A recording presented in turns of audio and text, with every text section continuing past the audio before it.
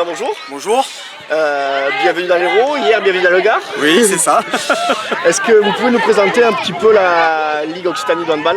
La Ligue Occitanie de handball qui est fusion des deux anciennes ligues Languedoc-Roussillon et Midi-Pyrénées. Aujourd'hui c'est 32 000 licenciés, 200 clubs, 3 clubs professionnels au masculin. La possibilité de travailler avec le handball féminin, mais je pense qu'au regard de cette opération-là, on pourra en discuter un petit peu plus tard. Avec une belle représentation sur des niveaux nationaux, puisque hier soir, après Bagnols, j'étais à Frontignan, filles et garçons, pour sentir la réalité du terrain, avec la possibilité peut-être de compter un nouveau club sur un niveau de National 1. Donc l'occasion voilà, de valoriser ce qui se passe à la fois dans les départements et dans les clubs sur cette nouvelle approche toute jeune, puisque la Ligue Occitanie est née le 25 février dernier. Justement, la future Ligue Occitanie, combien de licenciés, combien de clubs? Est-ce que vous avez déjà une idée? On a surtout la volonté de faire bouger très rapidement les choses sur l'Assemblée Générale du 1er juillet, puisque effectivement on fera des propositions au club pour passer à une autre dimension, avec la territorialisation de l'ensemble de nos championnats, quelques dossiers assez structurants comme la question de la formation en travail et partenariat avec les structures départementales, pour se dire que demain, qu'on soit licencié d'un des 13 départements de cette belle et formidable région, aujourd'hui la Ligue a la capacité à se projeter partout, à travailler en proximité pour proposer à la fois des temps de formation et des offres de pratique qui correspondent à ce qu'aujourd'hui on pourrait construire en termes de culture du handball en Occitanie. On a tout inventé ensemble, donc inventons-le à partir du 1er juillet prochain. Tout ce qui est arbitrage, pareil, nous développer la formation arbitrage dans la région. Ça faisait partie de la formation, faisait partie d'un de mes axes que je souhaitais développer. L'arbitrage rentrera complètement dans le dispositif avec un gros travail qui avait été déjà mené dans l'ex-région Languedoc-Roussillon et dans des comités comme le comité du Gard. Donc il va falloir continuer sur les jeunes. Comment structurer et mailler le territoire avec des référents, une structuration, et se dire demain qu'un jeune arbitre, il a autant de chances d'être accompagné comme un jeune joueur dans le cadre de sa vision du handball, de sa motivation. On a des entraîneurs partout pour toutes les équipes. Demain, on doit avoir des techniciens, des entraîneurs au niveau des arbitres et des jeunes arbitres. Justement, comme vous le disiez, Président, 13 départements, donc 13 comités. Quelle doit être on va parler un peu plus du Gard, quelle va être la place du comité du Gard dans la future région? Hier, nous avons eu avec Jean-Pierre Mounier, nouveau président élu, une première réunion de travail. Et j'ai souhaité que cette première réunion de travail avec les comités se fasse d'abord dans le Gard. Spécifiquement, pourquoi? Parce que le Gard a une histoire, le Gard a une vraie culture de handball, et parce que ce comité est fort et aussi géographiquement, malheureusement, excentré par rapport à l'ensemble de la région. Cette région, elle a été posée administrativement, mais ça veut dire que culturellement, par contre, l'approche, c'est celle des clubs.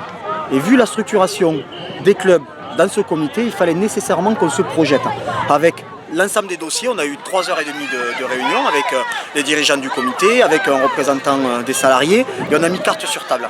Et j'ai trouvé que cette réunion, voilà, on est rentré sur le fond, on est rentré sur des dossiers, et très rapidement, on a trouvé, c'était même pas la question de trouver des points d'accord, c'est qu'on partage une même philosophie, et ça va nous permettre justement de jeter ensemble, comité et ligue, l'ensemble de nos forces sur l'ensemble du dispositif que l'on va pouvoir représenter en termes de lisibilité, de clarté, pour apporter au club quelque chose de simplifié, de clair, de direct, où chacun pourra se retrouver en fonction de ses envies à développer, en fonction des thématiques des clubs d'abord. On est aujourd'hui sur une journée 100% féminine. Superbe. Est-ce qu'il y a un projet de développer la féminisation dans la nouvelle région? Oui, parce que ça va rejoindre le groupe de travail sur la question du développement qui était en réunion samedi dernier. Oui, j'y crois, je suis issu parce que j'ai été entraîneur dans le secteur féminin quand j'étais un petit peu plus jeune. Je crois que sur la question féminine, au-delà de la création d'équipes qui est nécessaire, au-delà du maillage territorial, parce qu'il faut retrouver des temps de jeu, il faut aller plus loin, c'est-à-dire qu'à un moment donné, arrêtons la mixité sur les équipes de jeunes. Disons-nous qu'on peut faire des opérations complètement différentes. Oui, on peut faire de la compétition au féminin dès le plus jeune âge, mais aussi c'est un changement d'approche et de pratique. Et moi je reste persuadé, comme on a discuté avec Béatrice Barbu, secrétaire générale de la fédération, et sur les dirigeants et salariés du comité de l'Hérault, parce qu'ils ont bien travaillé sur cette thématique-là, je crois aussi au changement d'approche en qualité de formation. Et là, je pense que aussi, il faut se dire qu'on fait tous du handball, qu'on soit fille ou garçon. On doit y mettre à la fois les mêmes moyens, la même ambition, et derrière, on se dira qu'on fait le même sport.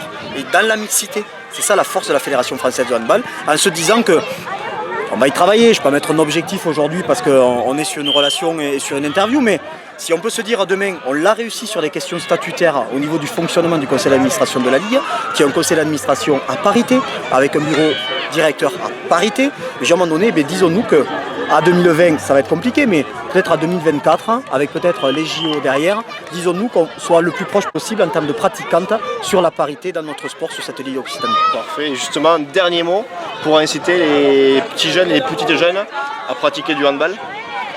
Alors, je ne sais pas si je suis le mieux placé, moi je reste persuadé que l'offre de pratique, c'est les clubs, d'abord les clubs. Et c'est eux qu'il faut mettre dans cette dynamique-là. Et il n'y a pas de contrainte. Si demain on doit être en capacité, si on n'a que 5 filles, on doit se dire avec le comité, qu'est-ce qu'on propose aux gamines. La question du chiffre et du nombre, elle ne doit pas être bloquante en se disant on n'a pas assez de gamines, on ne peut pas les faire jouer, on ne peut pas les prendre. Non. Du moment qu'on a des gamines, il faut être en capacité tous les jours de pouvoir accueillir. Et la capacité d'accueil, demain au féminin, déterminera la volonté et la possibilité pour les clubs de les faire jouer partout sur l'ensemble des territoires de cette belle et grande région. Merci. Avec plaisir.